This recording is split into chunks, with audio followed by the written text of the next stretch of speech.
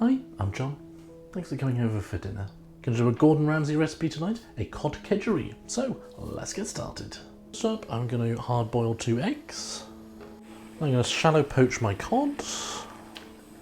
I'm gonna peel my garlic with a teaspoon, which I know sounds an odd choice, but it is actually, because it's quite knobbly, actually works quite well. And now we're gonna grate it on the microplane. What's been the highlight of your day? That sounds great. For me, I was at the gym, continuing the training for the 5K at the end of June. Now we're going to make our sauce. We're going to melt some butter. Now to add the ginger, some turmeric, and some curry powder.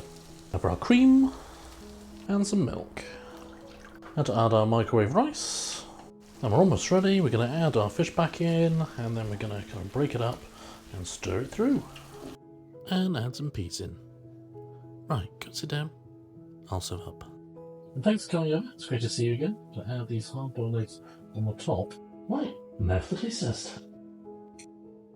I mean, it's 10 out of 10 anyway, but I like it. It really does help me give it a bit of sweetness. So thanks for coming over, and I'll see you again soon. Cheers.